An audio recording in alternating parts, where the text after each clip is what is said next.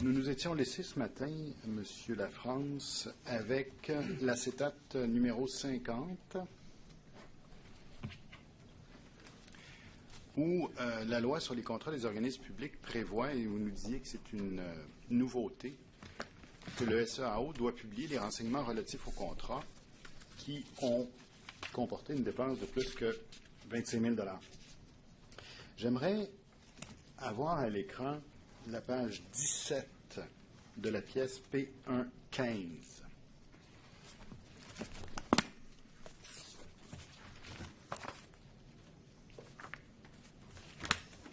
Il s'agit du rapport Coulombe dans lequel on voit des statistiques sur le nombre de contrats municipaux. Et on y voit que, le deuxième paragraphe, selon un sondage récemment mené par l'Union des municipalités du Québec, seulement 2 % des contrats conclus par les municipalités membres de l'organisme viseraient des transactions supérieures à 100 000 $. De plus, ce sondage révèle que seulement 3 % de l'ensemble des contrats conclus auraient une valeur située entre 25 et 100 000 $. La vaste majorité des contrats, soit 95 % d'entre eux, auraient donc une valeur inférieure à 25 000 $. Et le rapport continue pour nous dire que, dans le cas de la Ville de Montréal, ces pourcentages ne diffèrent pas selon le résultat de l'examen des activités contractuelles dans les services centraux et les arrondissements de la Ville.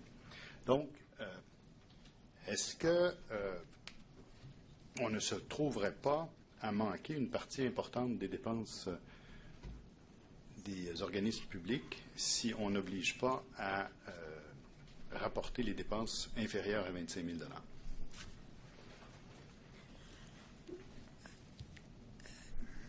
Je vous dirais, Madame la Présidente, qu'il faudrait qu'on ait les données du réseau gouvernemental de la santé et de l'éducation pour être capable de bien répondre à cette question.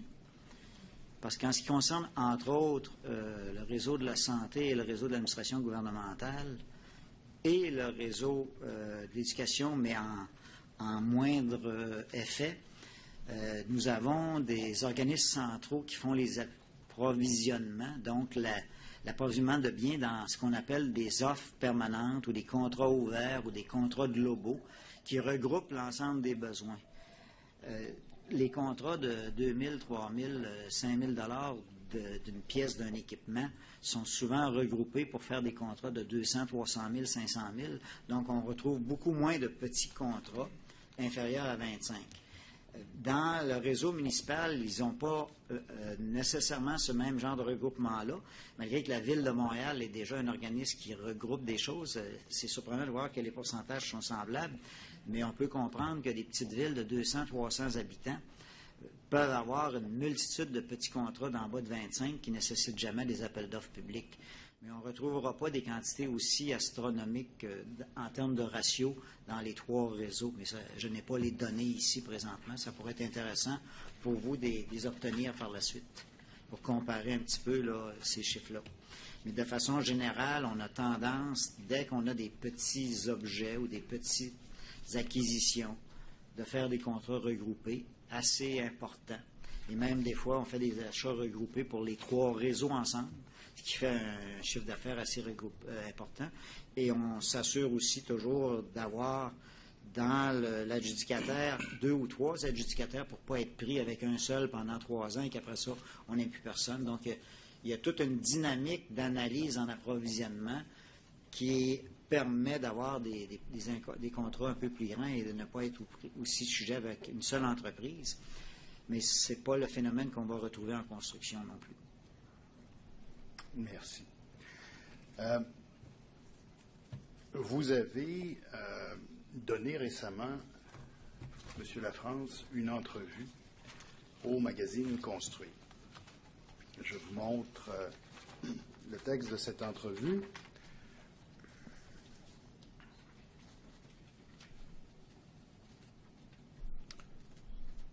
Madame la technicienne.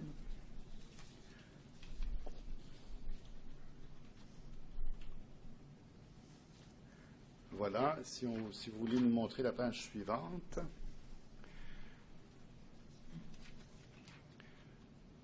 Donc, c'est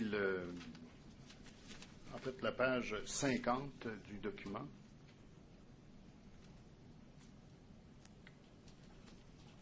Voilà. C'est l'entrevue que vous avez donnée, M. Lafrance. Exactement.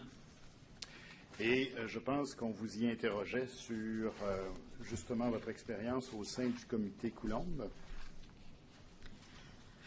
Entre autres, mais surtout au départ, compte tenu que le journal Construire fêtait son 25e anniversaire, il voulait avoir aussi un historique un petit peu de comment s'était déroulé l'encadrement contractuel pour la construction. C'est un organisme de construction. Alors, ça regroupe un petit peu, dans le fond, des choses, de détails différents, mais que j'ai pu présenter ici aujourd'hui en termes d'historique, entre autres. D'accord. Et vous avez livré certaines de vos réflexions au magazine Construire. Peut-être pouviez-vous nous en souligner quelques-unes? Vous entendez par réflexion si j'avais eu plus de temps ou parce que Je pense qu'une des choses que vous avez déplorées et qu'on retrouve dans l'article que vous avez donné, c'est justement l'échec d'assujettissement du réseau municipal à la loi sur les contrats des organismes publics. Oui, dans le fond, on se situe à la fin de l'été 2011. Donc, pour moi, il n'est pas encore question de venir faire des travaux de la commission. La commission n'existe toujours pas. Et lorsqu'on parle du réseau municipal, on m'interroge sur le rapport Coulombe. Et je dis à ce moment-là, dans les mêmes mots à peu près, ce que je disais ce matin, à l'effet que mon seul regret de ma participation au rapport Coulombe était le fait que le réseau municipal, on n'avait pas pu considérer le fait d'en faire un quatrième réseau assujetti sur la loi sur les contrats. Donc, je l'affirme par écrit dans une réponse de la personne qui m'interviewait.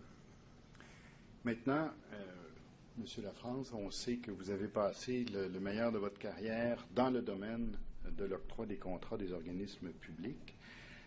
Vous avez eu l'occasion d'y réfléchir, vous avez travaillé à des améliorations. Vous savez que nos commissaires devront, à la fin de l'exercice qui nous est imposé, faire des recommandations. Est-ce que, fort de votre expérience, de votre connaissance du milieu, vous avez des recommandations, vous, personnellement, à faire aux commissaires? C'est pour cela que je me demandais si c'était dans le futur, si j'avais pu, qui était le sens de votre première question, parce que si, compte tenu de mon âge et du nombre d'années, je sentais que c'était peut-être le temps d'arrêter, mais il y a quand même quelques dossiers que j'aurais aimé rendre à terme plus facilement ou encore d'être capable d'y réussir. Bien, un des dossiers est justement ce qu'on vient de parler, la question du réseau municipal. J'aurais aussi voulu voir ou comprendre ou analyser avec d'autres gens pourquoi qu'on ne se pose jamais la question à savoir, et je le divise en deux, là, les sociétés d'État, Hydro-Québec et Hydro-Québec, quand je regarde le contenu de la loi, et je suis totalement d'accord que les règlements qui en découlent peuvent être différents. Mais quand je regarde le contenu de la loi et ce qu'on traite, j'ai de la difficulté à imaginer pourquoi on n'appliquerait pas ça aussi, par exemple, à l'Auto-Québec ou à la Société des alcools, mais ça demande quand même là, mûre réflexion. En règle générale, on passe toujours du point de vue de les organismes publics, sauf les sociétés d'État. Donc, peut-être qu'on pourrait ou on aurait pu aller plus loin par rapport à ça.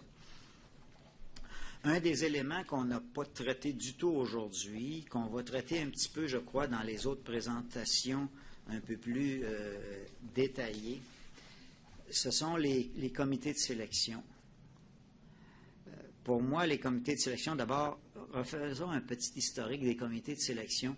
Les comités de sélection sont des comités qui viennent choisir entre 3-4 entreprises, ou 5 ou 10, à l'occasion, il y en a plusieurs, mais sur des critères qui sont un peu plus subjectifs, que des membres de comité doivent évaluer, donner des notes et finalement choisir un gagnant avec toutes sortes de mécaniques, et il y a toutes sortes de comités.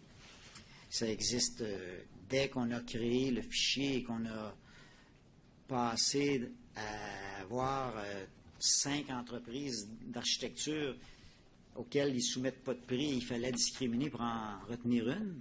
Dans les années 78-79, il a fallu qu'on crée des comités de sélection pour évaluer les 5 firmes. Et de là, ça a évolué dans le temps, puis ça s'est raffiné de toutes sortes de façons. On entend aussi parler souvent, et ça, tout au long de ma carrière, je l'ai entendu, que ce soit des donneurs d'ordre ou des entreprises de construction. Pourquoi donnons toujours le contrat au plus bas soumissionnaire conforme?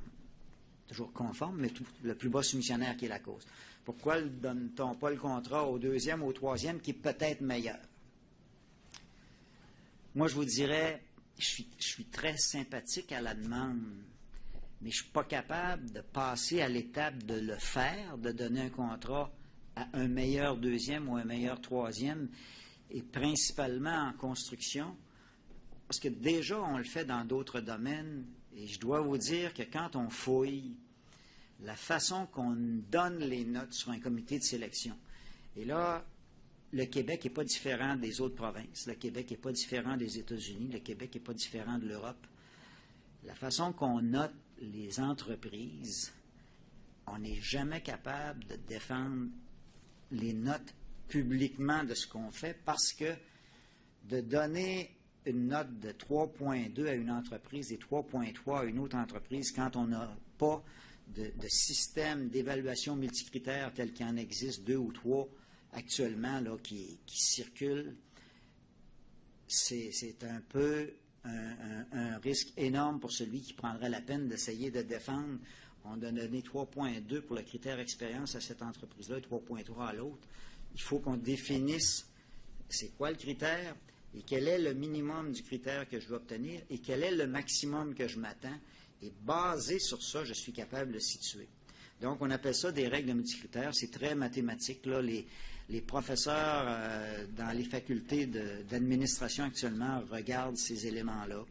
Le réseau de la santé, et je dois le souligner parce qu'il est très important de le mentionner, fait des projets pilotes depuis 3 ans avec des évaluations multicritères qui permettent de raffiner ça et de comprendre et d'être en mesure. Moi, j'ai vu les appels d'offres qu'ils ont fait pour... ils avaient fait un regroupement d'un certain nombre de scanners. Vous savez, un scanner, combien ça peut coûter cher. Ils avaient introduit des médecins dans le groupe de travail pour comprendre quelle était la valeur de ces critères-là. Ils avaient utilisé une des méthodes multicritères qu'on expérimente ici au Québec. Et les gens, à la fin, et les entreprises sont satisfaites énormément, puis il y avait des commentaires sur cette façon de faire-là. Donc, on devra, dans le futur, puis on devra plus vite que moins vite. Je sais qu'en Europe, tranquillement, ils sont en train, entre autres en Belgique, entre autres en Suisse, de regarder cette avenue-là pour changer nos méthodes d'évaluation. Et là, on a une piste très intéressante si on veut vraiment moderniser.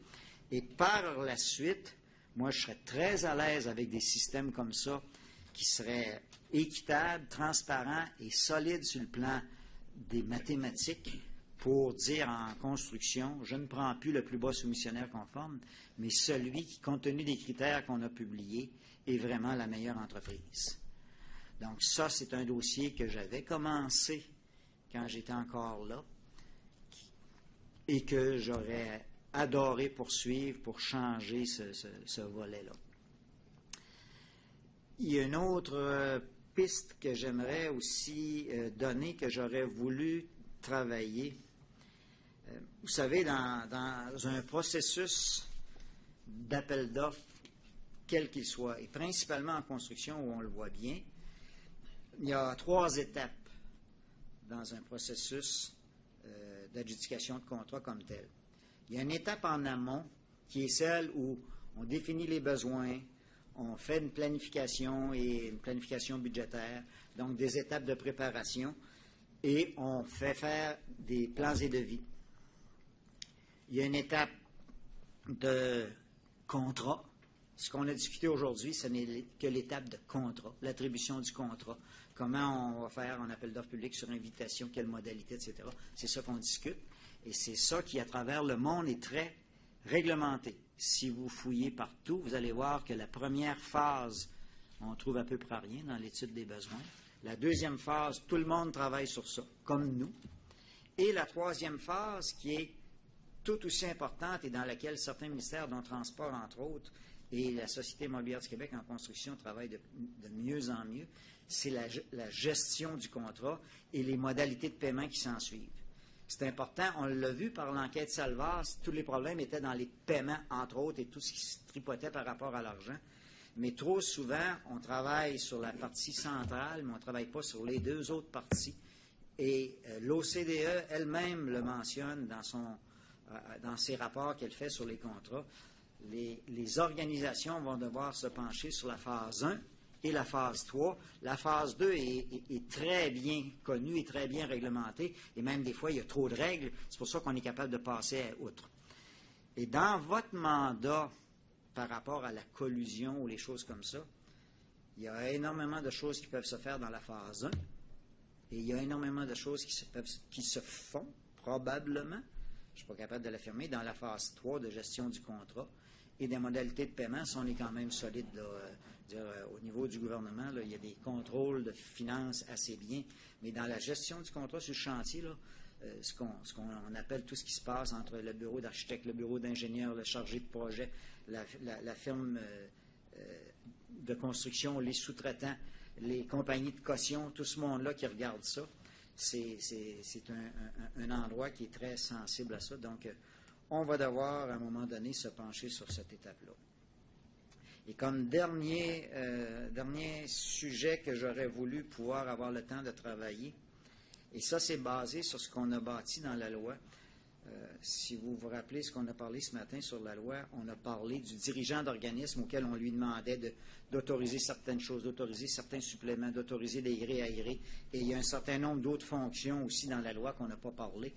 Alors, le dirigeant d'organisme devrait, compte tenu de l'envergure de ce qu'on discute ici aujourd'hui, le 30 milliards de contrats au Québec, devrait avoir comme obligation par ses pairs ou par ses autorités ou je ne sais pas par qui, mais devrait avoir une obligation morale de faire un dossier stratégique de l'adjudication des contrats et dans toutes ses phases, parce que actuellement, ce que moi j'ai constaté, c'est que les contrats sont toujours importants dans une organisation, mais c'est souvent, on envoie ça dans une boîte de données puis on s'en préoccupe plus beaucoup. Ça reste là et quand arrive un problème, ça sort. Mais tant qu'il n'y a pas de problème, ça ne sort pas. Donc, ça devrait être un dossier, là, compte tenu des enjeux monétaires et tout, je serais curieux de voir, moi, une description de tâche d'un directeur général d'hôpital, d'un cégep, ou d'un sous-ministre ou d'un président d'organisme, et regarder si dans la liste des tâches, le mot contrat apparaît. Je serais très surpris de le voir apparaître, sauf des grands organismes comme Transport, où c'est omniprésent, mais dans tous les autres, là, je serais surpris de voir ça. Donc, ça, c'est mon autre préoccupation que j'aurais voulu avoir le temps de travailler dessus. Au niveau des constats que vous avez faits, M. Lafrance, au cours de vos années de service public, dans un premier temps par rapport à l'intervention, la pression ou la contrainte politique? Je dois vous dire que je suis très à l'aise et c'est très agréable pour moi de le dire. Et vous avez vu, compte tenu de ma période, j'ai travaillé pour tous les partis politiques qui étaient là, et moi je dois vous dire que j'ai jamais senti, et je n'ai jamais eu à être retenu face à des contraintes politiques. Absolument pas. J'ai eu carte blanche, et je dois dire que les ministres avec lesquels j'ai travaillé, j'ai trouvé ça intéressant. Et je pense qu'on se comprenait vite et qu'on se comprenait bien, et ça nous a toujours permis d'avancer. Donc, je n'ai pas eu du tout ce genre de contraintes-là, en ce qui me concerne.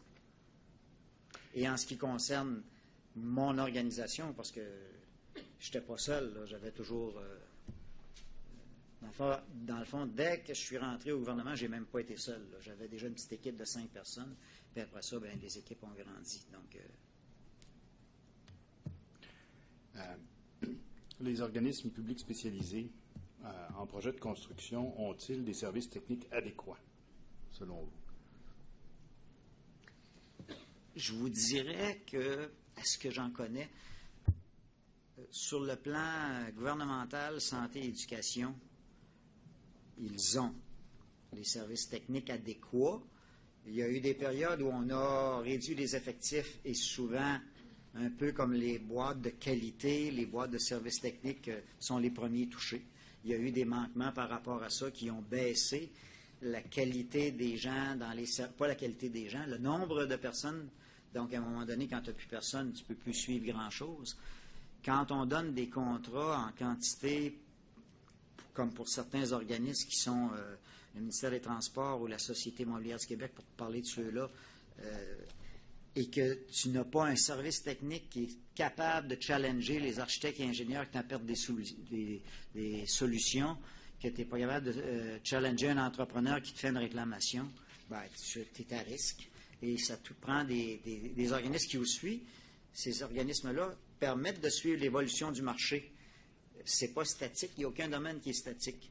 Et à un moment donné, il faut peut-être des gens à l'interne pour donner des contrats à l'externe. Tu ne peux pas dire, je donne mes contrats à l'externe, puis ce que j'ai constaté, ce que le groupe de travail de M. Coulombe a constaté, c'est que dans les municipalités, sauf les très grandes, ils n'ont pas ce support-là.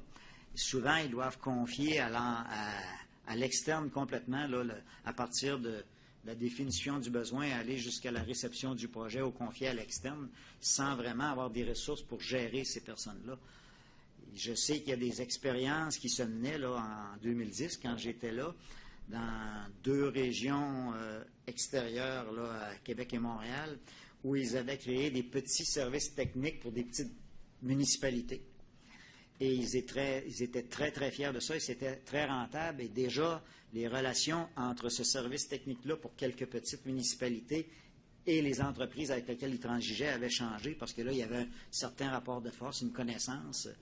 Un genre de régie intermunicipale de services techniques. Si on veut, de services techniques, oui. Et ça avait l'air à très bien fonctionner. On avait eu les 2 représentants des 2 groupes là, qui... Quels sont ces groupes, M. Lafont? Il faudrait retourner au rapport, aux notes, aux minutes là, de mémoire. Je sais qu'il y en a un qui était, je crois, dans le coin de Rimouski ou de Rivière-du-Loup, là, mais je peux me tromper. Là, mais c'était très intéressant de voir ce qui se faisait là. Il est certain qu'une municipalité, même si elle a 7, 8 000, 10 000 habitants, n'a pas nécessairement les moyens et la facilité d'avoir. Et de toute façon, si elle n'a qu'un ingénieur et un technicien, c'est pas suffisant.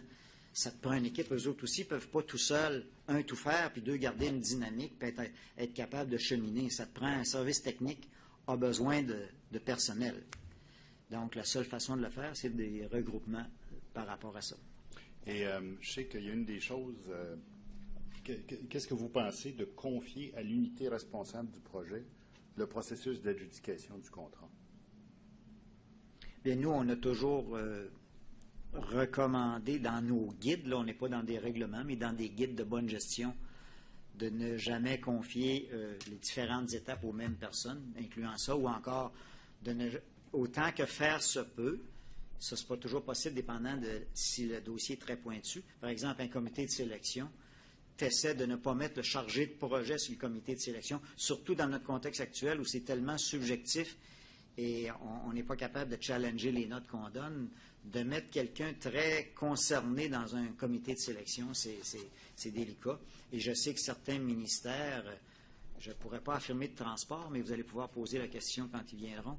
Je sais que certains ministères le font. Là, le chargé de projet est habituellement, puis j'en dis habituellement, c'est que ça ne peut pas toujours être comme ça, parce que des fois, il n'y a pas d'autres personnes que ces gens-là, mais habituellement, le chargé de projet n'est pas dans les comités de sélection pour justement assurer une plus grande indépendance et surtout une équité envers tout le monde. J'aimerais qu'on revienne à votre présentation PowerPoint et qu'on affiche la conclusion à laquelle toutes vos années d'expérience vous amènent, si vous la livriez au commissaire. Alors, je vais la lire. C'est ma conclusion. Il m'apparaît important de rappeler que la loi sur les contrats des organismes publics a consacré et mis en évidence les grands principes d'une saine gestion contractuelle et que les fondements même de cet encadrement législatif, aussi précis, rigoureux ou exigeants soient-ils, repose d'abord et avant tout sur des valeurs éthiques. Les vrais acteurs de cette réforme sont tous ces intervenants qui, au quotidien, sauront adopter un comportement éthique dans leur prise de décision. Ce que vous nous dites finalement, c'est qu'on peut avoir la meilleure loi du monde, mais s'il n'y a pas consensus pour l'appliquer et la respecter, on n'y arrivera pas. Vous avez tout compris. Quant à moi, Madame la Présidente, Monsieur le Commissaire, ce sont mes questions. Je comprends que les commissaires ont peut-être des questions à poser et par la suite, je suggère que vous fixiez l'ordre des contre-interrogatoires, mais j'aurais laissé au procureur général du Québec la tâche de conclure les contre-interrogatoires. Est-ce que vous avez des questions à poser? Monsieur Lafrance, dans l'entrevue que vous avez donnée à la revue Construit, vous faites allusion à la première page au rapport Pominville qui visait de possibles malversations dans l'utilisation du fichier Rosalie. Peut-être que vous n'avez pas parlé dans votre présentation. Vous pouvez dire quelques mots là-dessus, s'il vous plaît? Oui, j'en ai pas parlé parce que finalement, il a créé quelques perturbations chez les gens du fichier, mais la conclusion du rapport, c'est que tout fonctionnait très bien. Donc, je n'ai pas jugé à propos de le citer, mais il doit exister là, dans les officines du gouvernement, cette copie du rapport-là. Puis c'était strictement un rapport qui venait, dans le fond, ayons pas peur des mots, c'était un rapport, un challenge politique, le fait qu'on changeait de gouvernement, puis le fichier avait été créé sous un autre gouvernement. Et là, il voulait savoir si il y avait moyen de tripoter dans les listes, faire sortir des gens qu'on voulait d'une façon ou d'une autre. Donc, le rapport Pominville est venu analyser le tout et conclure que tout allait bien. Autre question. Concernant le SEAO et l'inscription au SEAO, est-ce qu'il y a quelqu'un qui contrôle le respect d'obligations d'inscription dans ce registre? Donc, est-ce qu'il pourrait y avoir des entités qui ne respectent pas cette inscription-là, toutes les données qu'on doit y présenter à l'intérieur? Vous touchez là un point important qui se relie à la recommandation concernant la vérification interne par le secrétariat du Conseil du Trésor. Je pense qu'il revient à chacune des organisations qui ont aujourd'hui à peu près toutes des organismes de vérification interne de leur organisation, là, de s'assurer que tout le monde le fait, mais il n'y a pas d'autres moyens que l'organisation se dote de la structure adéquate pour s'assurer que ça se fait. C'est sûr que je suis convaincu qu'aujourd'hui, il y a probablement des organismes qui ne le font pas. Cependant, pour ce qui est de publier en haut de 100 000, ils n'ont pas vraiment le choix. Ils ne pourront pas publier dans les journaux. Ils vont passer outre à la loi en allant sur invitation alors que c'est plus de 100 000. Ça, je doute fortement que ça se fasse. Qu'il y ait des contrats de 55 000 en gré à gré non publiés dans le SEAO, je pense qu'aujourd'hui, si on n'a pas mandaté les équipes de vérification de l'organisme à s'assurer que ça se fasse, qu'il y en a peut-être qui n'apparaissent pas. Je suis d'accord avec vous. Là, il devrait y avoir une directive interne, nos vérifications internes pour s'assurer que ça se passe correctement, mais je peux pas, j'irai pas ici dire que l'ensemble des contrats des 3 réseaux sont totalement inscrits dans le SEAO s'ils ont plus que 25 000. Je ne suis pas capable d'affirmer ça. Donc, je comprends de votre réponse que c'est un autocontrôle à travers la vérification interne de l'entité elle-même, mais il n'y a pas, par exemple, au Conseil du Trésor, une unité qui s'assure que toutes les entités qui sont assujetties à inscrire les données dans ce système-là le font vraiment. C'est de l'autocontrôle. C'est de l'autocontrôle, mais j'espère que l'unité qui a été créée en septembre 2011 de vérification interne du suivi de la réglementation va pouvoir s'attarder à ces choses-là. C'était le souhait que j'avais en 90 sur le rapport Bernard, et compte tenu qu'on l'a introduit dans la loi en septembre 2011, donc ça fait quand même pas... Ça fait pas un an encore, là. J'espère que cette unité-là qui est en train de se bâtir va pouvoir faire ce genre de choses-là. C'est ça le rôle, là, de s'assurer avec les équipes de vérification interne dans les ministères que ces choses-là se font. Mais au central, actuellement, On ne le sait pas.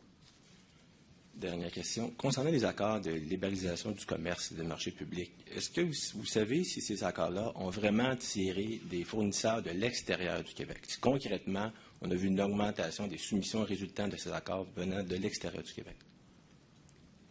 Votre question est très intéressante et la réponse, c'est non.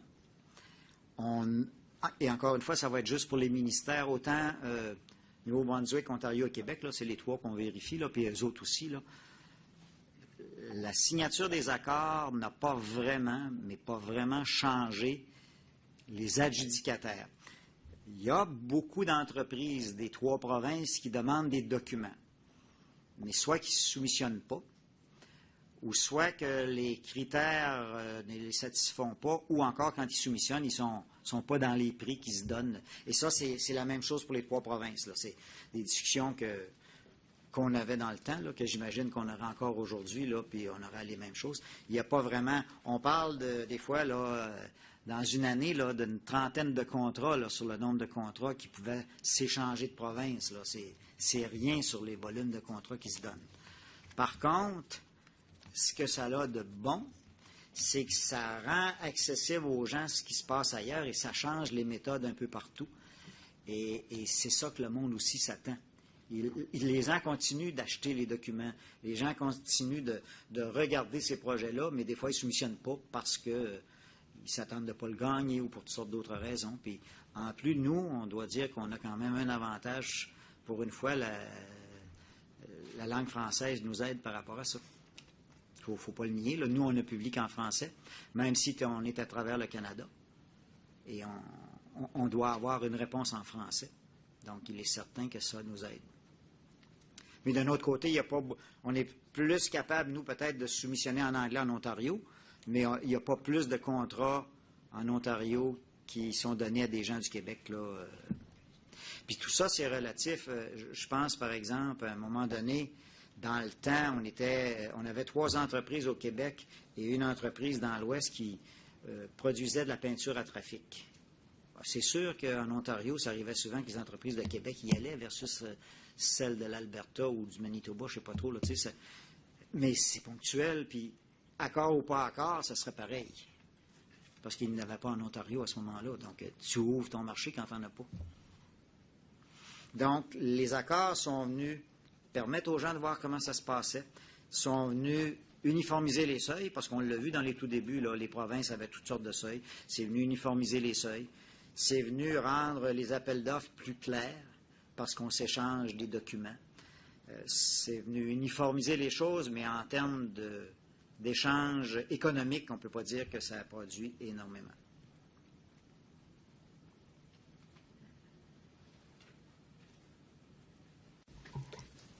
Maître Lucier. Avec votre permission, Madame la Présidente, j'ai oublié de coter le dernier document qui devrait être produit sous la cote 1P16.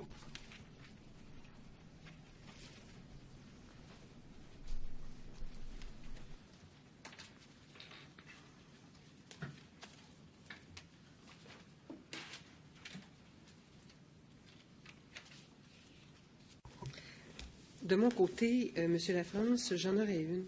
Lorsque vous avez parlé de la création du fichier des fournisseurs du gouvernement, est-ce qu'il y avait d'abord qui alimentait ce fichier-là?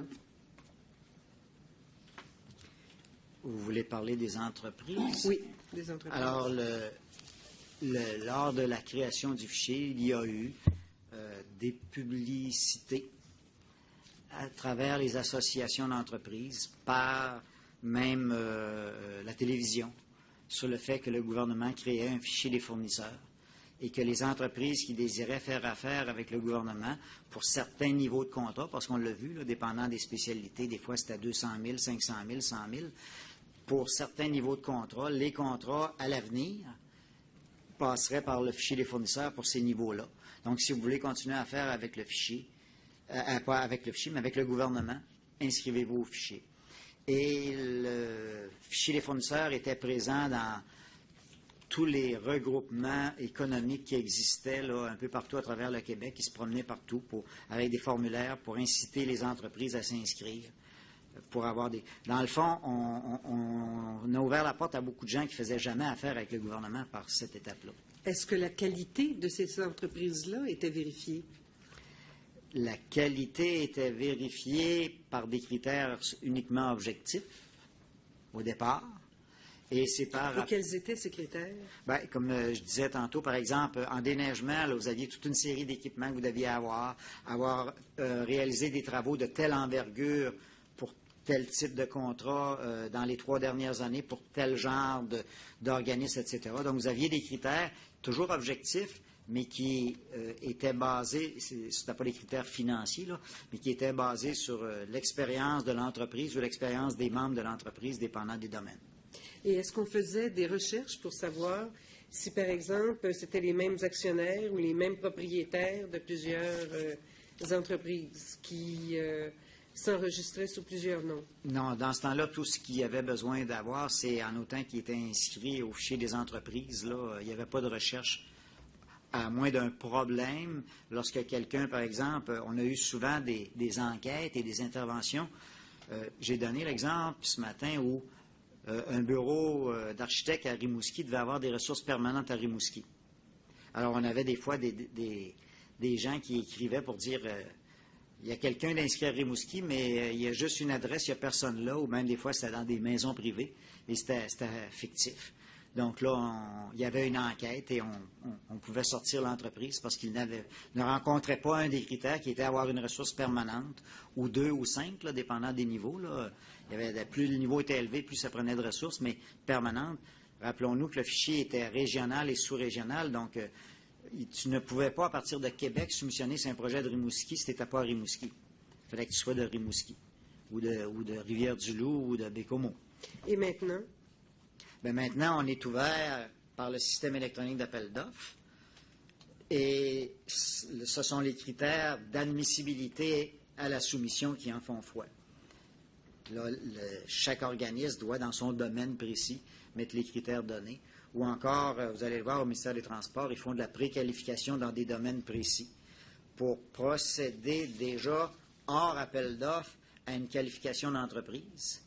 Pour qu'après ça, quand tu vas en appel d'offres, seules les entreprises qualifiées ont le droit de soumissionner. L'équivalent d'un fichier, mais toujours public, puis toujours renouvelable à chaque année, parce qu'il peut se joindre des nouveaux, puis il peut y avoir des entreprises qui quittent, etc.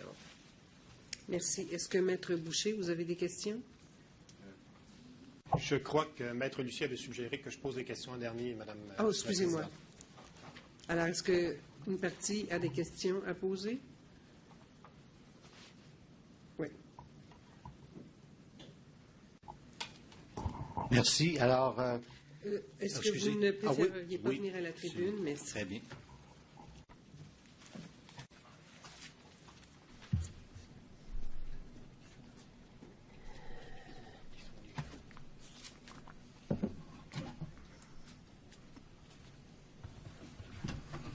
Vous êtes Maître Pierre Hamel pour l'enregistrement? Oui, Maître Merci. Pierre Hamel pour l'Association de la construction du Québec. Alors, je tiens à vous remercier d'abord pour votre témoignage qui était très clair et très enrichissant.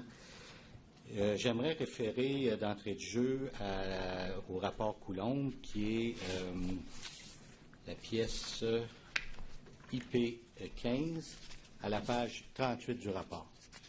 On a fait mention beaucoup des recommandations qui n'avaient pas été retenues par le rapport Coulombe de votre part, mais il y a une recommandation qui est extrêmement importante et qui donc se situe, et c'est la recommandation 3.2 du rapport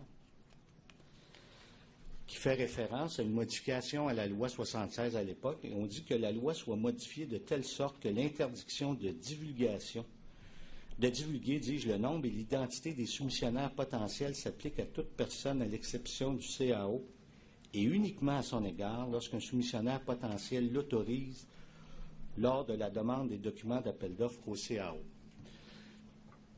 Ça soulève toute la question reliée à la divulgation ou non de la liste des soumissionnaires potentiels sur lesquels vous avez eu à discuter, à traiter dans le cadre des travaux du groupe. J'aimerais vous entendre sur la réflexion du groupe et pourquoi vous êtes en arrivé à cette solution-là.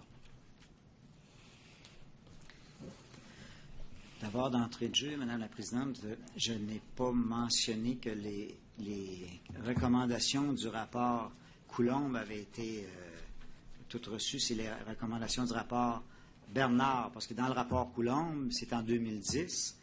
J'étais déjà à ma retraite, donc je n'ai aucune idée quelles sont dans la vingtaine de recommandations, celles qui ont été retenues ou pas.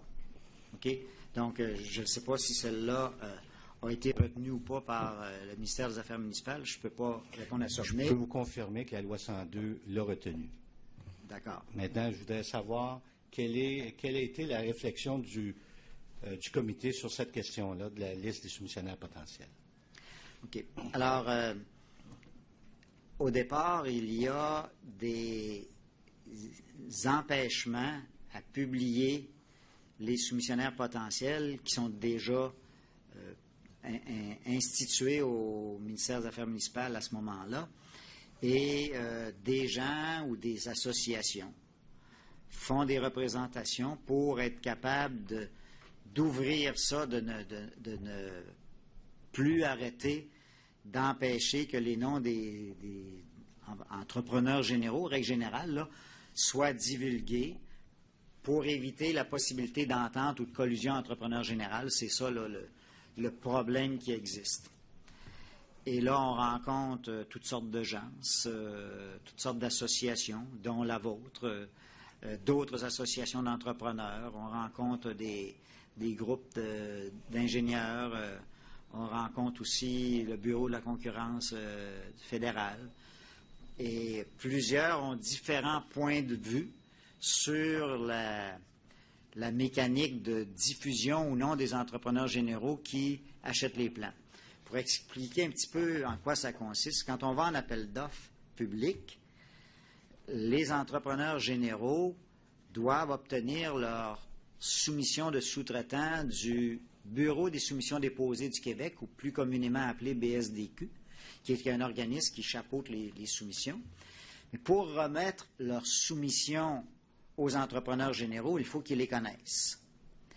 C'est sûr et certain que certains entrepreneurs généraux et certains sous-traitants qui travaillent toujours ensemble savent et peuvent se parler et peuvent dire « Mais oui, moi je fais affaire, je suis là dans ce projet-là, je suis intéressé, donc je pourrais remettre une soumission à cet entrepreneur-là au Bureau des soumissions déposées. » Là, il y a toute une mécanique assez complexe qu'on ne rentre pas dans le détail après-midi.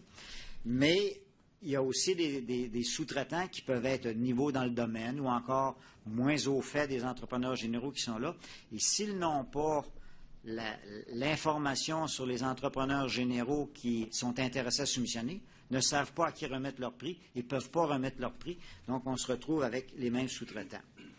Donc, on a d'un côté, si on divulgue les noms, est-ce que les entreprises vont se mettre ensemble et vont s'entendre pour collusion, pour à tour de rôle, etc., parce qu'ils sont tous connus?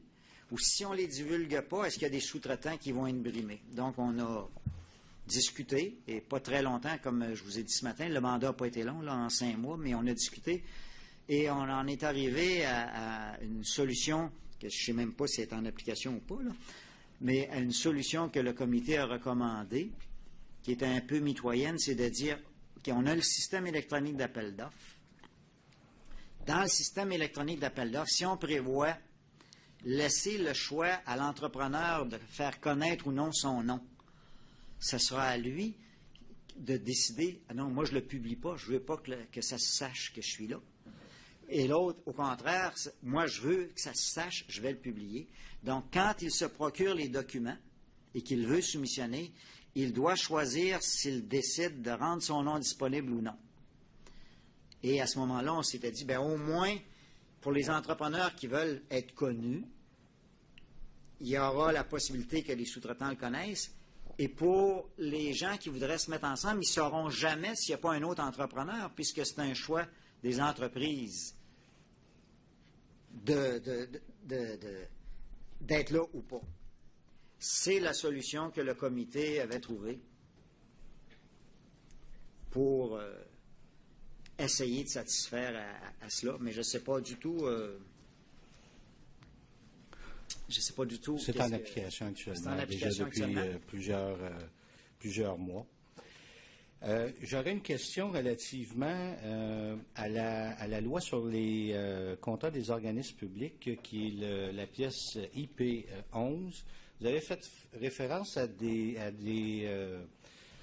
changements importants dans la loi. Il y a un changement qui m'apparaît également important, une disposition qui est l'article 27, ou l'article 26 plutôt, qui fait référence à la possibilité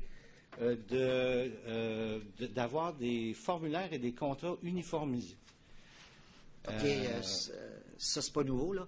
27.1 est nouveau, mais 26, c'est pas nouveau. C'était là en 2006, regardez en bas, là. C'est 2006, c'est 29. C'est ça. Moi, Oui. je fais référence à la loi de 2006, là. Oui. L'article 26 n'existait pas antérieurement, là, Oui. les dispositions. Pouvez-vous expliquer les motifs qui ont mené le gouvernement à adopter une telle mesure ou proposer un tel article? Bien, vous savez, dans le domaine des appels d'offres, et là, on est vraiment dans le cadre de l'appel d'offres, le document d'appel d'offres, il fait foi de tout. Et souvent, autant sur la définition du besoin que le document d'appel d'offres lui-même, on peut introduire dans ça toutes sortes de biais. On peut introduire dans ça favoriser une entreprise au détriment d'une autre, etc. Et en plus, c'est un document très législatif, non, je ne sais pas le bon mot, très de droit, un contrat, et toutes les clauses sont importantes, et on ne s'improvise pas rédacteur de contrat du jour au lendemain. Il y a tellement de monde, dans tellement d'endroits qui donnent des contrats, qu'on s'est dit, il faut qu'on puisse, par des politiques contractuelles, donc ce n'est pas des règlements, mais mettre le monde ensemble et élaborer des formules types pour telle chose. Pour acheter, je ne sais pas, moi, acheter des ordinateurs, ce serait tel type de formulaire. Pour faire un contrat de construction d'immeubles, ce serait un autre type de formulaire, etc. Donc, si on sent le besoin dans un domaine donné, et je sais qu'il y a des domaines actuellement qui s'élaborent avec les ministères et le secrétariat du Conseil, on peut réussir à avoir des documents qui simplifient de beaucoup la vie de tout le monde et qui parlent le même langage. On a déjà vu dans 3 ministères différents des formulaires de cautionnement de soumission différents pour un entrepreneur. C'est très, très délicat parce que chaque type de formulaire doit être approuvé par sa compagnie d'assurance. Donc, quand on peut avoir un formulaire type, c'est certain que ça simplifie la vie de tout le monde. Donc, c'est ça le but de cet article-là. Donc, on parle d'uniformisation de loi, uniformisation de règlement et uniformisation de formulaires et de contrats. D'uniformisation, c'est un grand mot. Il y aura toujours la possibilité de modifier pour un appel d'offres, mais le but étant, tu crées un article standard. Si tu le modifies, tu l'indiques. Donc, le soumissionnaire, dans un document de 300 pages, regarde ça et dit, ça, c'est un élément qui a été modifié, je vais le lire. Le reste, il dit, c'est le document standard, je suis à l'aise avec. C'est pas évident pour un entrepreneur de toujours relire 100% de ses pages de clause générale, par exemple, et de s'assurer que c'est exactement ce qu'il y avait hier dans l'autre appel d'offres que j'ai regardé. C'est ça le but. Donc, les organismes, il y en a plusieurs. Quand on parlait des organismes assujettis à la loi, on faisait référence à un grand nombre d'organismes. Par exemple, les organismes...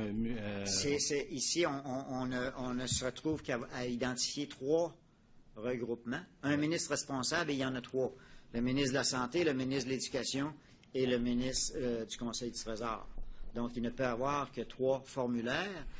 Et en plus, chacun de ces organismes-là s'échange les documents.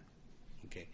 Mais si je reviens plutôt au niveau de l'assujettissement à la loi, il y a combien d'organismes, justement, et ministères? On parle d'une centaine, plus d'une centaine? Ben, il y a 22 à 24 ministères, il y a une 60aine d'organismes. Puis au niveau de la santé et de l'éducation, ben là, c'est chaque commission scolaire et chaque établissement de santé. Et chaque contrat octroyé peut être différent d'une commission scolaire à l'autre, d'un organisme à l'autre, au niveau de la construction, j'entends. Que voulez-vous dire par chaque contrat peut être différent? Si je fais un contrat de construction avec des conditions générales qui établissent le cadre général des conditions... Si je n'ai pas de formulaire type, Exact. ça pourrait être différent. Mais actuellement, c'est ça. Vous Je ne savez pas? Je ne sais pas là, qu'est-ce qui Pas de s'est problème. passé ou qu'est-ce qui se passe, là, mais l'idée de ça, c'est d'essayer d'uniformiser le plus possible ces choses-là pour pas justement créer d'impact, autant chez le chargé de projet qui peut avoir à faire face avec 3 documents différents, que l'entreprise qui a la même chose à faire face, elle, à 25 documents différents.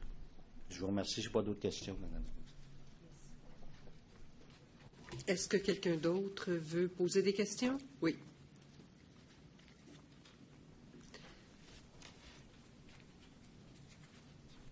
Pendant que Maître s'approche, est-ce que, M. Lafrance, est-ce que vous pourriez nous dire, dans ce que vous avez dit tantôt, que vous aviez choisi dans ce qui était de la divulgation des noms, que les personnes pouvaient s'identifier, que vous avez finalement choisi que les entreprises qui voulaient se faire connaître avaient le choix de le faire ou pas? Est-ce qu'il n'y a pas quand même... Est-ce qu'il n'y a pas quand même une certaine difficulté dans la mesure où certaines entreprises, disons, imposeraient plus le respect que d'autres?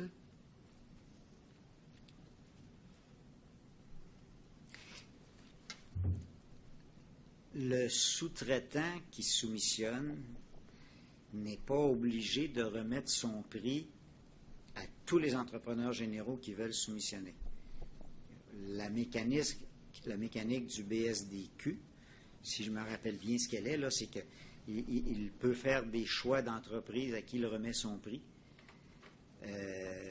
Si un sous-traitant, pour des raisons que vous mentionnez, ne serait pas à l'aise avec une entreprise, c'est sûr que si son nom n'est pas connu, il ne lui remettra pas de prix.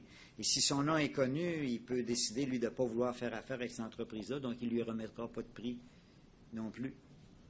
Mais ici, on est devant une situation là, qui a été discutée où des gens ne voudraient pas qu'on donne les noms des entreprises et des gens voudraient qu'on les donne.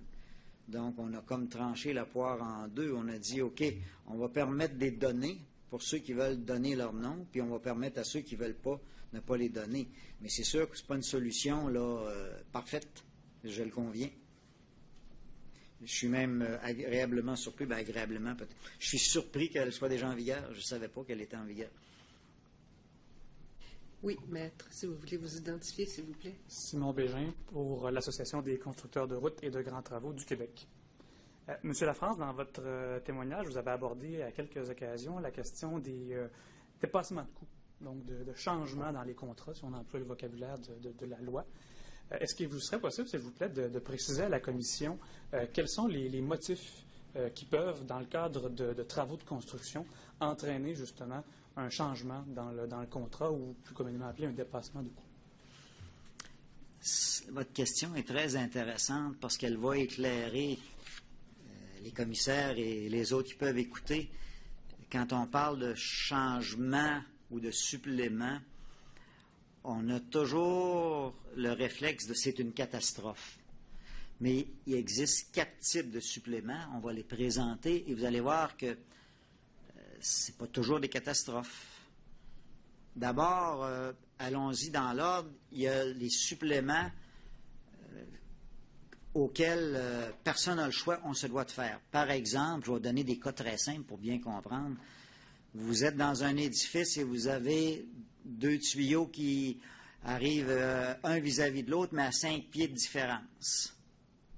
Parce qu'il y a quelque chose qui a été mal conçu à quelque part. Où, là, on ne parle pas du responsable, là, mais c'est sûr et certain qu'il faudra qu'on fasse un supplément. Peut-être qu'on pourra charger à quelqu'un la responsabilité de l'avoir mal fait, mais il y aura un supplément parce qu'il va falloir que l'édifice fonctionne. Si c'est 2 tuyaux d'eau, il va falloir qu'à un moment donné, ils soient raboutés ensemble. Donc, des suppléments qu'on n'a pas le choix.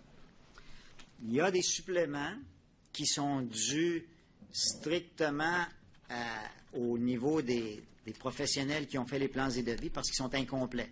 Il manque des choses, ou des choses sont imprécises, ou mal spécifiées, ou la norme qui est spécifiée n'existe même plus. Donc, il y a des responsabilités des professionnels qui ont fait les plans et devis, quels qu'ils soient. Ça peut même être le laboratoire qui a fait une expertise de béton ou qui a mal fait un forage pour un sondage.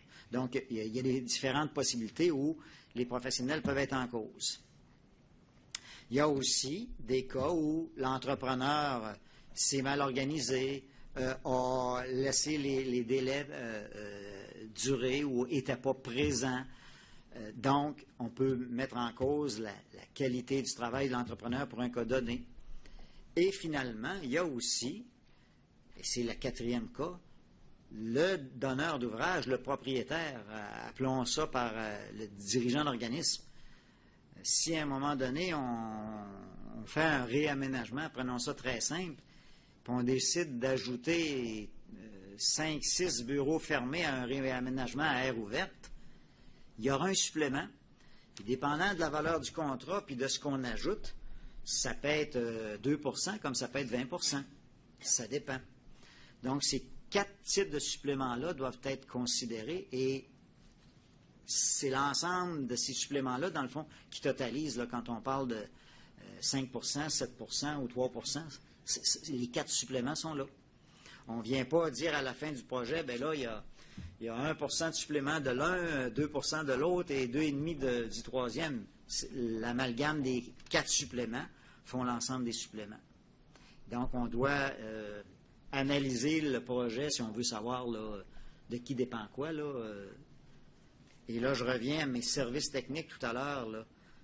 Vous voyez la complexité. Ça peut dépendre quand aussi le propriétaire, au lieu d'un ajout, ça peut être le service technique qui a fait changer une orientation qui finalement crée un problème. Là, c'est pas le propriétaire peut avoir toutes sortes de responsabilités, mais ça prend des services techniques forts pour être capable d'analyser des suppléments, à savoir c'est la responsabilité de qui le supplément. C'est pas donné à tout le monde de faire ça. Alors, si je comprends bien de votre réponse, hormis certains cas qui peuvent relever de la responsabilité de l'entrepreneur, vous avez par exemple une mauvaise organisation de chantier, il existe d'autres cas où il pourrait être, est-ce que je crois que je vous interprète bien, s'il pourrait être justifié qu'il y ait des dépassements de coûts? Il peut y avoir des cas où c'est justifié, effectivement. Est-ce que vous diriez... Justifiable, mais le projet parfait, je ne suis pas sûr qu'il en existe, là, mais le projet parfait ne devrait pas présenter de dépassement de coûts. L'entrepreneur est parfait, les professionnels sont parfaits, le propriétaire est parfait, puis il n'y a pas de cas fortuit. Puis il ne découvre pas de roche en dessous, même si les sondages ont été parfaits. Il n'y aura pas de supplément. Alors, comme nous disait Voltaire, le meilleur des mondes n'existe pas.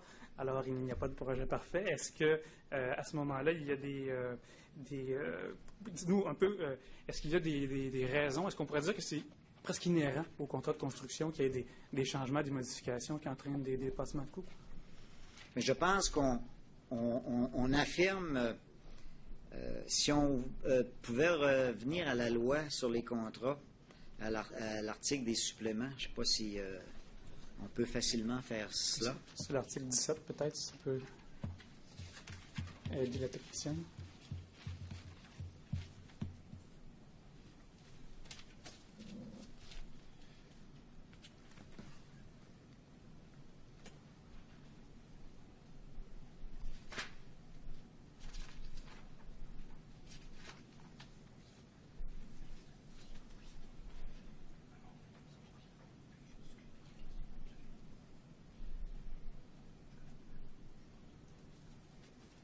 Est-ce que c'est bien cette procédure-là à laquelle vous faisiez référence? Oui. Alors, vous voyez ici, et ça a été discuté longuement et aussi avec les dirigeants politiques et tout, on vient ici présenter que le dirigeant peut, par écrit, dans la mesure qu'il indique, déléguer le pouvoir d'autoriser une telle modification, quelle qu'elle soit. Dans le cadre d'une même délégation, le total des dépenses ainsi autorisées ne peut cependant excéder 10 du montant initial du contrat. Donc, on vient de fixer ici une balise où on dit il est possible qu'il y ait des suppléments, puis jusqu'à 10 le dirigeant peut déléguer à son organisation. Donc, on se dit, À l'intérieur de cette balise-là, ça devrait être gérable. Passer ça, il faut qu'il se pose des questions. Donc, la loi vient déjà de donner une certaine balise.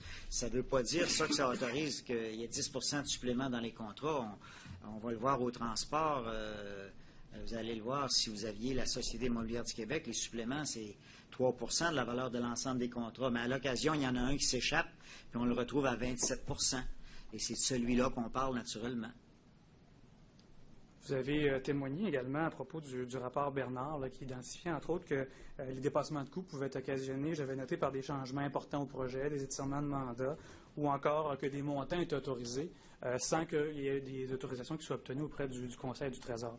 C'est un peu, est-ce que je me trompe si l'article 17 vient répondre, la procédure d'autorisation des changements de l'article 17, est-ce que ça vient répondre à cette préoccupation-là? En partie, puisque justement, on était face à continuellement des ratifications. Comme je disais, on n'arrêtera pas un chantier pour un supplément parce que ça va coûter beaucoup plus cher que d'arrêter et de repartir le chantier 3 semaines après.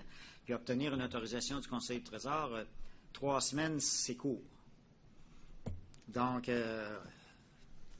Alors, on peut comprendre qu'actuellement, avec l'article 17... Avec l'article 17, un dirigeant d'organisme... C'est pas gentil ce que je vais dire là. Mais un dirigeant d'organisme qui s'occupe de ses dossiers de construction, s'il est en construction, devrait être en mesure de réagir avec l'article 17 pour être capable de suivre l'évolution de ses chantiers. Advenant, par exemple, il ne peut pas déléguer plus que 10 au directeur général ou au directeur ou au chargé de projet, en dépendant de sa structure et qui est là. Bien, le chargé de projet, lui, est obligé d'arrêter le chantier quand il arrive à 10,1. Parce que là, lui n'a plus l'autorisation de fonctionner par son patron.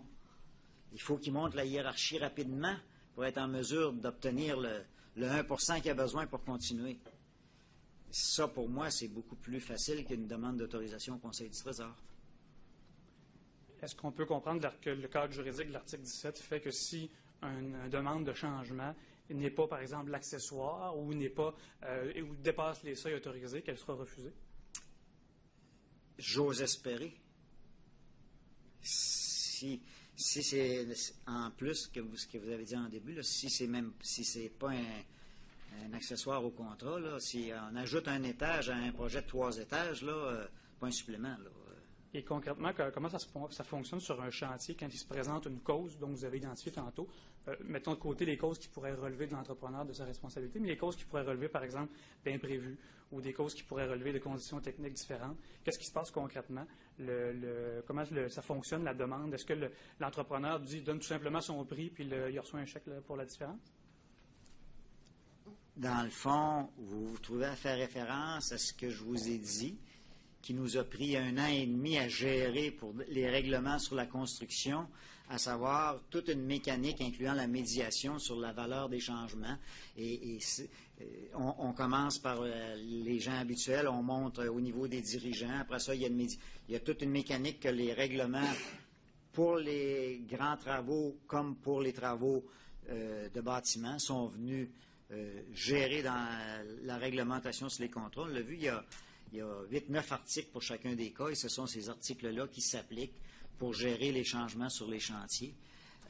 Je ne peux pas dire, moi, là, aujourd'hui, comment ça fonctionne, parce que je suis parti avec ça, mais l'année et demie qu'on a passé à raffiner la réglementation est justement par rapport à ça.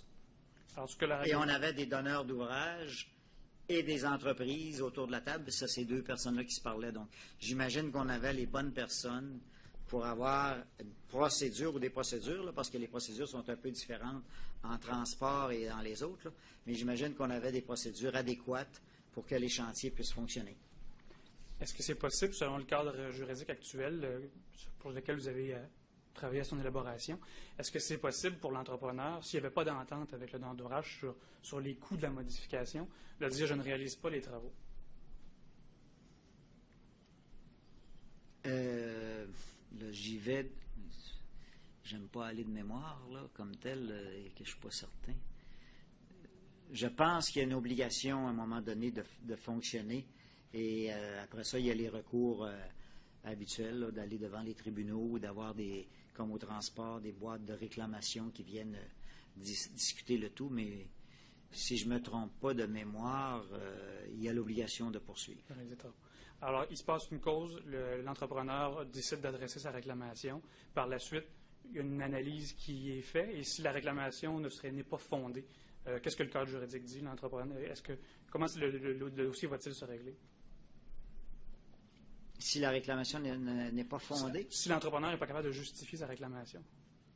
La réclamation va être refusée. Donc, on peut dire qu'avec le cadre juridique de la loi sur les contrats des organismes publics, il faut absolument qu'il y ait un certain examen qui soit fait des réclamations et que ce n'est pas un bar ouvert aussi automatique que les réclamations sont accordées. Absolument pas. D'accord. Je vous remercie pour cette réponse sur cette question-là. Deuxième petite question, et je terminerai avec ça, Madame la commissaire, sur la question des réseaux. Vous avez identifié très bien dans votre témoignage qu'il y avait 3 réseaux d'assujettis. Il y en aurait peut-être un 4e. On a compris que vous auriez aimé qu'il le soit. Mais dans les réseaux qui sont assujettis, les ministères et organismes, est-ce que c'est vrai de dire que les ministères et organismes et les sociétés d'État, même si elles font partie du même réseau, n'ont pas les mêmes obligations? Absolument, puisque les sociétés d'État, en vertu de l'article 7 de la loi, on l'a dit, ne sont pas assujettis à la loi. Ils font leur propre politique eux-mêmes. Donc, ils sont beaucoup plus autonomes que la santé et l'éducation. La loi s'applique à eux parce qu'ils sont couverts en vertu de l'article 7 qui vient dire que les sociétés d'État doivent élaborer une politique en utilisant les mêmes valeurs que la loi à l'article 2, mais leur propre politique qu'ils rendent publique. Donc, ils ne sont pas assujettis du tout à la loi, sauf à ce principe-là de l'article 7. Est-ce que donc une société d'État, par exemple Hydro-Québec, pourrait adopter une politique de gestion contractuelle qui prévoirait des règles différentes de celles prévues à la loi sur les contrats des organismes? Effectivement, en autant qu'elle les publie, oui.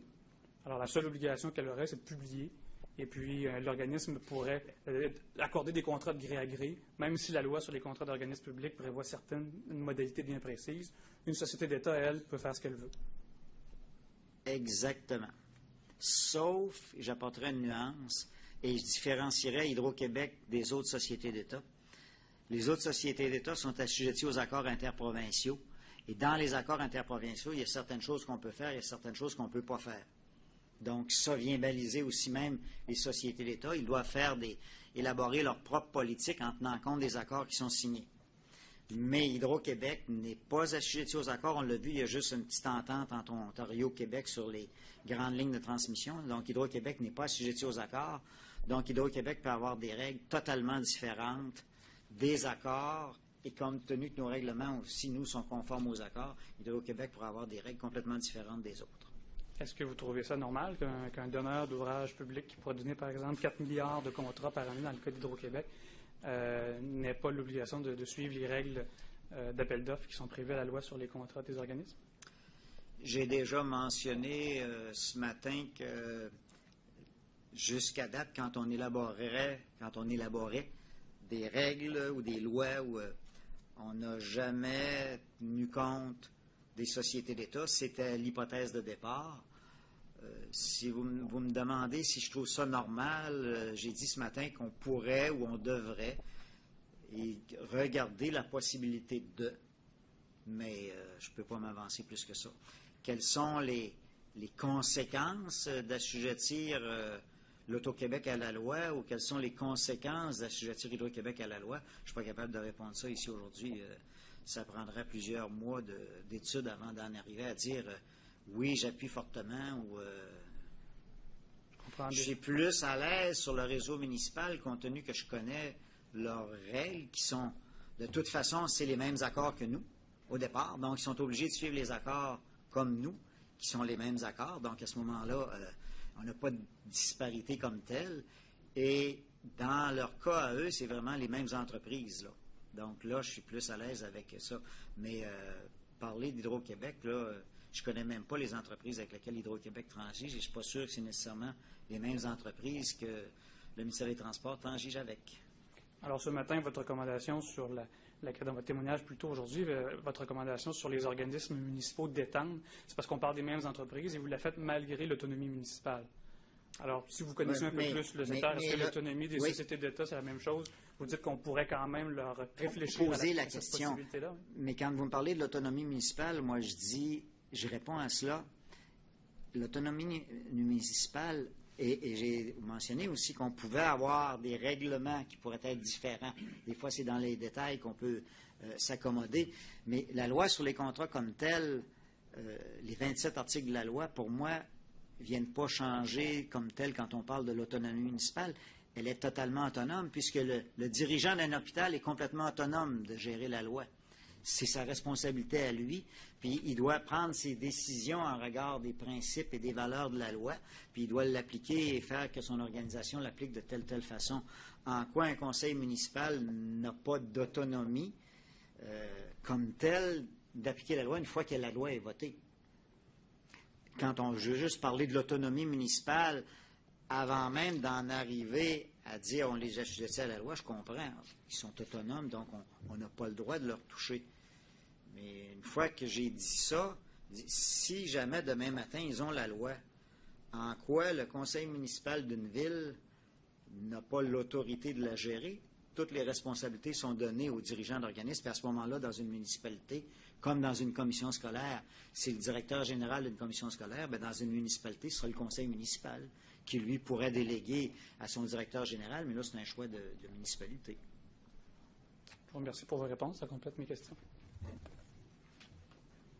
J'aimerais savoir s'il y a plusieurs autres avocats qui ont l'intention d'interroger M. Lafrance. Madame la Présidente, comme vous le savez, les intervenants ont la possibilité de suggérer au procureur de la Commission de poser des questions. L'Ordre des ingénieurs m'a suggéré effectivement de poser quelques questions que j'ai l'intention de poser.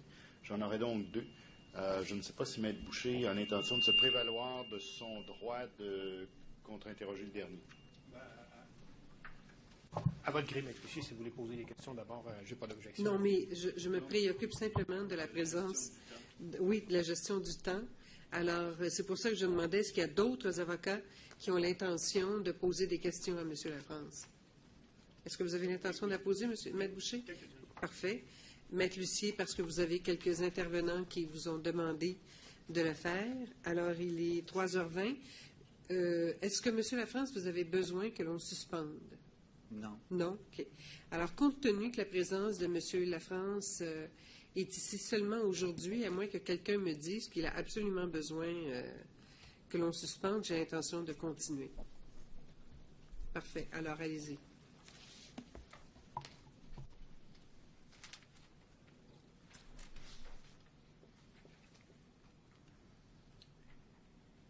Alors, mes questions portent, M. Lafrance, dans un premier temps, sur l'application d'une politique à l'heure actuelle qui veut que la firme qui s'est fait octroyer le contrat de conception d'un ouvrage ne puisse par la suite en effectuer la surveillance. Avez-vous, vous, avec vos 35 ans d'expérience, un jugement à apporter sur cette nouvelle règle qui est en vigueur, entre autres, au ministère des Transports?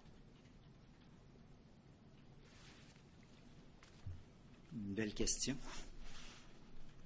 Parce qu'elle est arrivée après que je sois parti. Là, c'est une nouvelle règle que j'ai entendu parler, donc que je n'ai jamais vécue comme telle. Je sais que cette règle-là est beaucoup reliée à différents dossiers qui ont fait l'objet de manchettes dans les journaux, etc. Mais moi, sur le principe, je dois dire, il faut que je nuance ma réponse entre les routes et les immeubles. Dans les routes, c'est très normé. Le ministère a beaucoup de spécifications qu'il donne à ses concepteurs de routes, les types de gravier, les épaisseurs, etc. Beaucoup de choses sont normées. Donc, il y a, à ce moment-là, dans les routes, beaucoup moins de, je dirais, conceptions nouvelles qui viennent peut-être là questionner le projet. Donc, il peut être possible, je dis bien peut-être possible, qu'une autre entreprise que celle qui a conçu les plans et devis assure la surveillance des travaux. Mais moi, personnellement, je dois dire que ce n'est pas mon vécu et que je n'aurais pas tendance à aller dans ça. Je parle dans les routes. Dans les immeubles, là, je m'objecterais à faire cela. Et je vais vous dire pourquoi. Chaque fois qu'on a eu dans le passé, et c'est arrivé à l'occasion, à changer pour une raison ou une autre de surveillant des travaux pour un projet d'immeuble, tout de suite, que ce soit l'architecte ou l'ingénieur, ou les ingénieurs, parce que des fois il y a 3 bureaux d'ingénieurs plus un bureau d'architecte, vont nous dire on n'aurait pas conçu ça comme ça, on n'aurait pas fait ça, on n'aurait pas mis ça de cette façon-là. Donc, ils sont déjà à vouloir surveiller un chantier où ils ne sont pas d'accord avec ce qui a été mis dans les plans et devis. Comment pouvez-vous vous imaginer qu'on va réussir à bien surveiller un chantier où vous n'êtes pas d'accord avec l'architecte qui a conçu ce projet-là?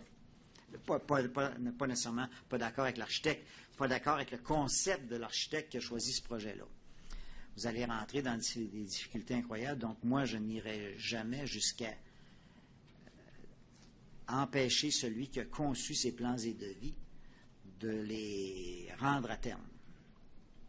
Avec, cependant, ce qui revient encore une fois au service technique, un bon service technique de l'organisation pour s'assurer que lorsque l'architecte surveille son chantier, il n'y a pas de collusion avec l'entrepreneur, il a prévu telle épaisseur de je ne sais pas quoi, d'isolant, ou finalement il accepte d'en mettre moins et que ça passe inaperçu. Il y a toujours la question de la gestion du projet qui est en cause et le service technique doit être présent pour cela.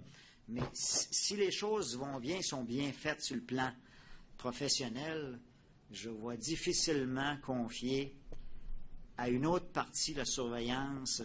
Prenez l'exemple des systèmes de ventilation. Vous avez toutes sortes de systèmes possibles. L'ingénieur qui a conçu les plans a fait ça sur une façon donnée. Et celui qui surveille, lui, ce n'est pas du tout sa pratique habituelle. Il fait ça d'une autre façon. Et vous lui demandez d'aller surveiller ce que son confrère ou son collègue ou son compétiteur, plutôt, plus que collègue et confrère, a fait. Vous rentrez dans des difficultés. Je vous redis, personnellement, même en route, je serais attentif, puis j'en ferais pas une règle uniforme. J'en ferais une règle circonstancielle, peut-être. Mais c'est là que s'arrête mon ouverture à cette question. Et on sait que dans le cas de la construction d'un ouvrage, une fois que l'ouvrage est reçu, il faut après ça l'entretenir. Il y a un programme de suivi. Il faut non seulement l'entretenir, mais le maintenir. Est-ce que, selon vous, la même firme de professionnels devrait être impliquée dans le maintien, dans l'entretien de l'immeuble, ou est-ce qu'on devrait confier le travail à une autre firme de professionnels? Là, on va plutôt rentrer dans la question de responsabilité quinquennale qui va faire que si je demande des entretiens ou des modifications qui peuvent affecter les garanties quinquennales, on ne devrait pas changer. Et c'est là aussi qu'on voit que si on a changé de surveillant avec le concepteur, si le problème de garantie quinquennale est un problème de conception, mais qui a été surveillé par un autre, est-ce que c'est l'autre qui a surveillé puis qui a accepté le concept qui va être responsable, ou bien c'est celui qui l'a conçu, mais l'autre l'a surveillé, puis il dit, bien là, on va le faire, c'est lui qui l'a conçu. Donc, vous voyez, moi, je suis pas à l'aise quand je me mets à changer. Une garantie quinquennale, c'est pas une garantie de 12 mois, là, c'est 5 ans. Et en 5 ans, ça peut coûter très cher, et j'ai des difficultés avec cette gymnastique-là. Merci, M. Lafrance.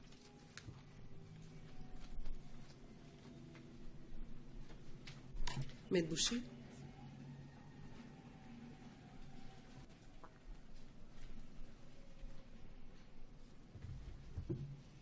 Alors, M. Lafrance, 2 bonnes nouvelles pour vous. Vous avez compris que j'étais le dernier intervenant et que j'en ai à peu près pour 5 minutes. Alors, Ça va bien aller.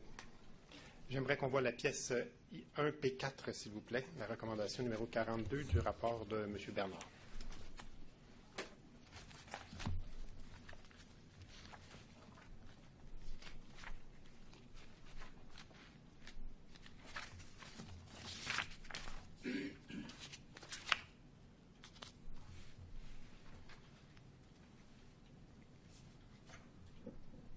Peut-être, M. Lucier, vous pouvez nous indiquer à quelle page? Page 40. Page 40.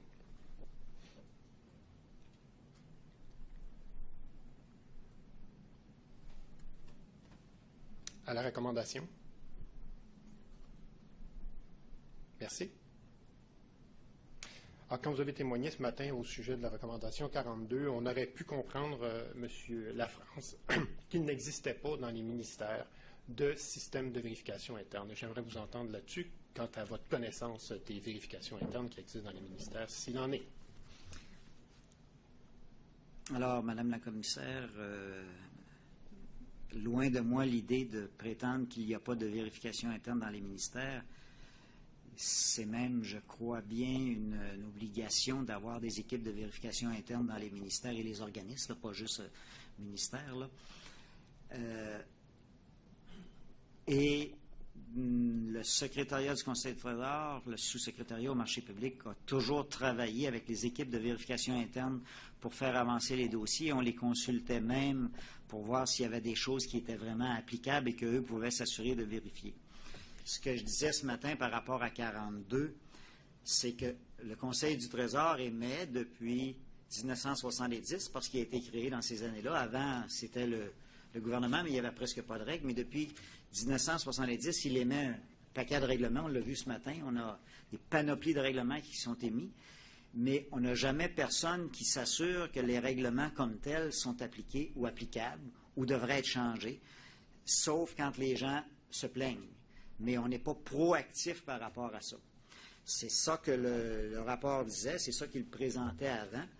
Le Conseil du Trésor soit exercé en collaboration avec la vérification interne des ministères et des organismes. Donc, déjà, le rapport disait que ça prendrait une petite équipe de 5 à 6 personnes qui n'iront pas faire de la vérification comme le vérificateur général. Ce n'est pas ça le but.